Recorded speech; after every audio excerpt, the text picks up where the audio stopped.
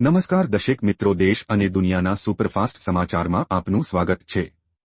આજના તાજા અને સૌથી મોટા સમાચાર જાણીએ પહેલા ચેનલને સબસ્ક્રાઇબ કરી નાખજો। અંબાલાલ પટેલની વધુ એક આગાહી।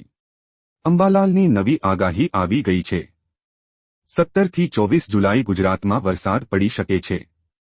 દક્ષિણથી લઈને ઉત્તર સુધી મેઘરાજા ધમાકેદાર બેટિંગ કરશે। હવામાન નિષ્ણાંત અંબાલાલ પટેલે રાજ્યમાં વરસાદને લઈને આગાહી કરી છે।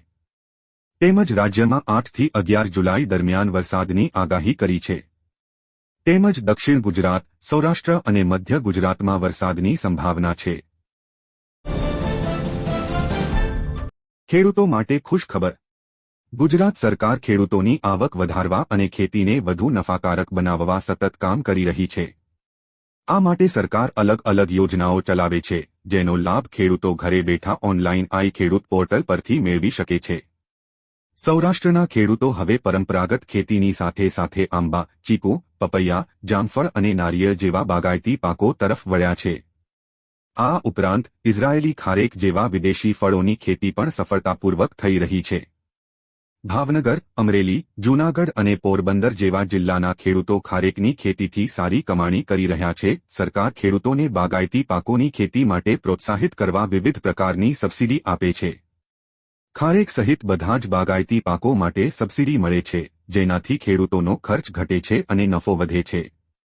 સરકાર દ્વારા તાજેતરમાં ઓર્ગેનિક રીતે બાગાયતી ખેતી કરતા ખેડૂતોને 20,000ની સહાય ચૂકવવાનું પણ નક્કી કર્યું છે। બજેટમાં મળશે ખેડૂતોને મોટી ભેટ। સરકાર 3.0 બનતાની સાથે જ વડાપ્રધાન નરેન્દ્ર મોદીએ સૌથી પહેલું કામ ખેડૂતો માટે કર્યું હતું। નવી સરકારમાં સૌથી પહેલી ફાઇલ ખેડૂતોના હિતની હતી, જેના પર પીએમ મોદીએ હસ્તાક્ષર કર્યા હતા। જણાવી દઈએ કે પીએમ કિસાન યોજનાનો 17મો હપ્તો 18 જૂન 2024ના રોજ બહાર પાડવામાં આવ્યો હતો। હવે નવી મોદી સરકાર પોતાનું પ્રથમ બજેટ રજૂ કરવાની તૈયારી કરી રહી છે। કેન્દ્રીય નાણામંત્રી નિર્મલા સીતારમણ 23 જુલાઈના રોજ સંસદમાં નવી સરકારનું પ્રથમ પૂર્ણકાલીન બજેટ રજૂ કરશે। આ વખતે લોકોને બજેટથી ઘણી અપેક્ષાઓ છે અને આશા છે કે આ સામાન્ય બજેટમાં દેશના ખેડૂતોને મોટી ભેટ મળી શકે છે।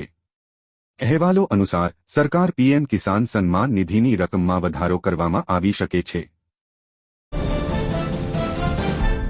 18મા હપ્તાને લઈ મોટું અપડેટ। પીએમ કિસાન યોજનામાં જલ્દી જ ગુજરાતના લાખો ખેડૂતોને મોટી ખુશખબરી મળવાની છે। પરંતુ આ રકમ મેળવવા માટે ગુજરાત સરકારે ગુજરાતના ખેડૂતોને એક કામ કરવા કહ્યું છે। ગુજરાતના ખેડૂતોને તાકીદ કરી છે કે હપ્તા આધાર સીડિંગ ડીબીટી એનેબલ ફરજિયાત છે। ગુજરાતના જે ખેડૂતોને 18મો હપ્તો મેળવવાનો બાકી હોય તેમણે 30 જુલાઈ સુધીમાં બેંક ખાતાની કાર્યવાહી પૂર્ણ કરવી પડશે।